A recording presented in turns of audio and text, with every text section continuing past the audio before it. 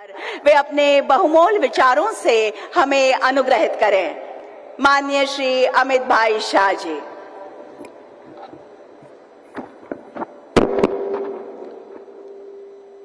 आज के कार्यक्रम में मेरे साथ मंच पर उपस्थित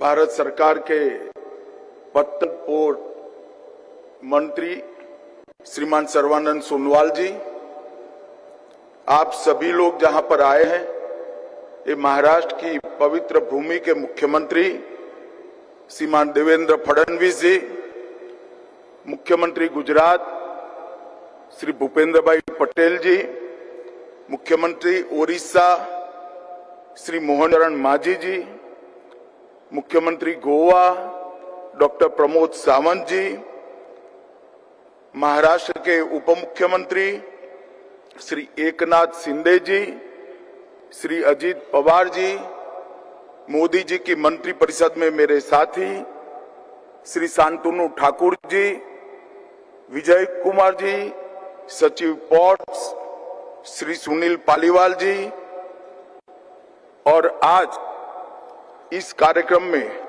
देश और दुनिया से आए हुए सभी डेलीगेट्स का मैं भारत के प्रधानमंत्री जी की ओर से और भारत की ओर से बहुत मन पूर्वक स्वागत करता हूं और आपको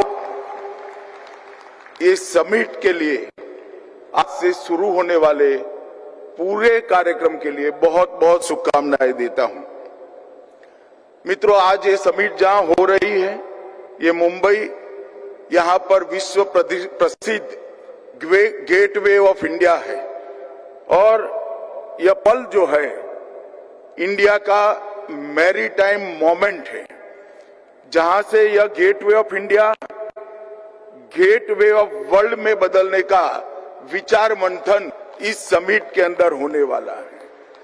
पिछले दशक में मैरीटाइम समिट्स ने ये सिद्ध कर दिया है कि मैरीटाइम इकोनॉमी में हम जो गहरे स्ट्रक्चरल रिफॉर्म्स किए हैं, इसके आधार पर भारत अब एक उभरती हुई सशक्त ताकत बनकर विश्व के मैरीटाइम नक्शे पर आज बड़े दमखम के साथ खड़ा है।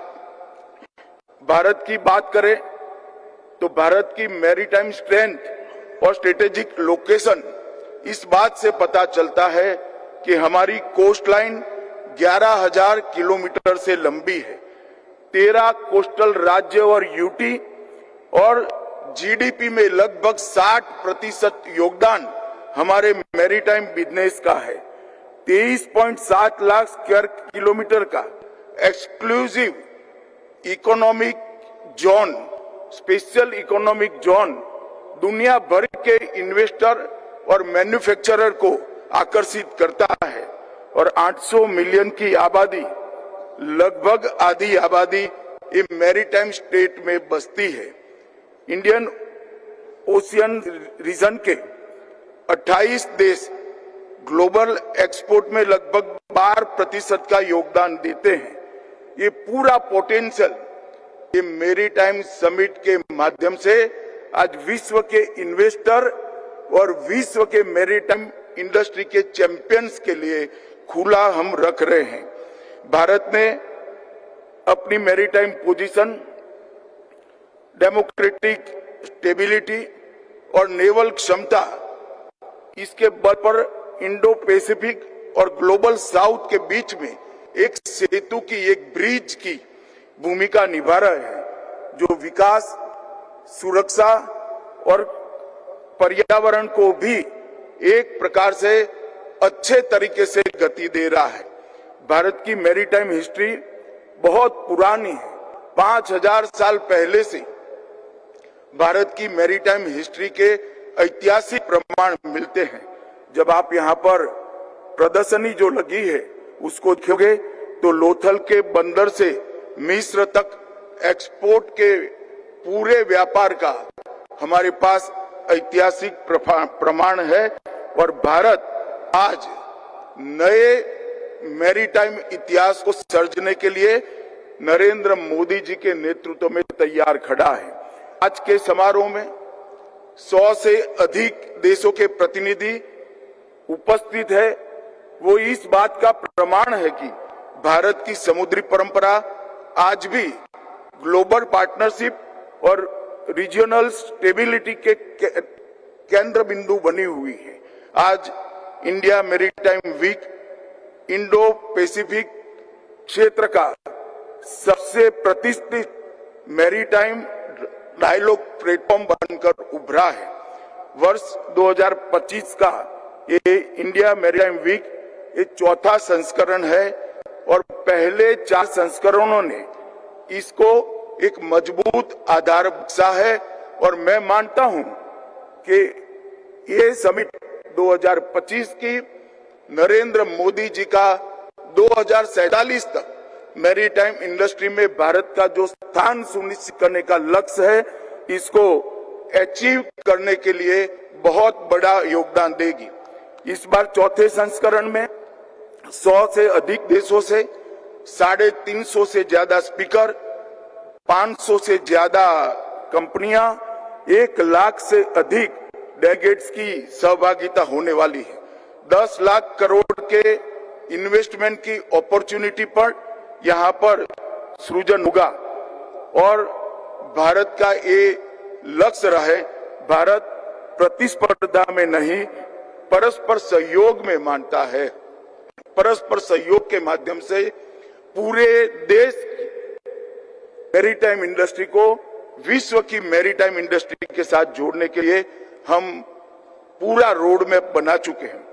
मित्रों, प्रधानमंत्री मोदी जी का मैरीटाइम विजन सुरक्षा, स्थिरता और आत्मनिर्भरता के 3 स्तंभ पर आधारित है। मैरीटाइम इंडिया विजन 2030 के साथ Sagarmala, blue economy, green maritime vision जैसे इनिशिएटिव हमने लॉन्च किए हैं और हमने लक्ष्य रखा है कि दुनिया में शिप बिल्डिंग इंडस्ट्री में हम टॉप 5 में भारत होगा। नए मेगा और डीप ड्राफ्ट पोर्ट्स का निर्माण हम कर रहे हैं। पोर्ट डीलिंग में 10,000 मिलियन मैट्रिक टन प्रति वर्ष का हमने लक्ष्य रखा है। पोर्ट ट्रांसपोर्ट को पूरी तरह से डिजिटाइज कर लिया गया है और इसके साथ ही Bharat India Middle East Europe economic corridor, eastern maritime corridor, north south transport corridor जैसे कनेक्टिविटी प्रोजेक्ट से भी अब जुड़ चुका है। पिछले 11 वर्षों में प्रधानमंत्री श्री नरेंद्र मोदी जी ने भारत के समुद्री क्षेत्र को राष्ट्रीय शक्ति, रीजनल स्टेबिलिटी और ग्लोबल प्रॉस्पेरिटी के रूप में परिभाषित किया है और ये तीनों लक्ष्यों को सिद्ध करने के लिए हमने ढेर सारे इनिशिएटिव लिए हैं। आज दुनिया का 2/3 व्यापार इंडो पैसिफिक समुद्री मार्ग से होता है और भारत का भी 90% व्यापार समुद्री मार्ग से होता है। मोदी जी की मैरीटाइम पॉलिसी अब विकसित होकर Mahasagar, mutual and holistic advancement for security and growth across region, जो भारत के बढ़ते ग्लोबल फुटप्रिंट और ग्लोबल साउथ के देशों का प्रतीक बन चुकी है। सागर से महासागर, ये मोदी जी का विजन 2047 तक भारत को इस क्षेत्र में ग्लोबल लीडर बनाने का लक्ष्य की पूर्ति के लिए हम आगे बढ़ेंगे। हमने इसके लिए हमारे बजट में 6 गुना वृद्धि की है। $40 मिलियन का जो बजट हुआ करता था, आज $230 मिलियन तक हम पहुंचे हैं। सागरमाला परियोजना मार्च 25 तक $70 बिलियन की 839 परियोजनाओं की पहचान हमने की है, जिसमें $17 बिलियन की 272 परियोजनाएं पूर्ण भी कर ली गई है। देवेंद्र जी ने अभी बताया $10 बिलियन के से मुंबई के नजीक वाधवान पोर्ट का जो निर्माण हो रहा है, वो अपने पहले ही कामकाजी दिन से दुनिया के टॉप टॉप 10 पोर्ट्स में अपना स्थान ले लेगा। ये भारत के लिए और दुनिया के लिए अपार संभावनाओं खोलेगा। इसके साथ साथ $5 बिलियन से ग्रेट निकोबार प्रोजेक्ट्स हम जो बना रहे हैं वो भारत के मैरीटाइम वैश्विक व्यापार को अनेक गुना बढ़ाने के लिए हम आगे बढ़ेंगे। $200 मिलियन के निवेश से कोचिन शिपयार्ड में भारत की सबसे बड़ी ड्राई डॉक का निर्माण हम करने के लिए आगे बढ़े हैं और गुजरात में मैरीटाइम हेरिटेज कॉम्प्लेक्स का विकास भी हम कर रहे हैं।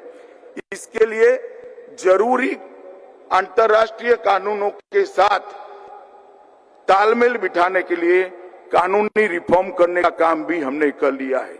2025 में भारतीय बंदरगाह विधेयक 117 साल पुराना कानून हमारी संसद ने फिर से आज के परिप्रेक्ष्य में ग्लोबल दृष्टिकोण के साथ पारित किया है।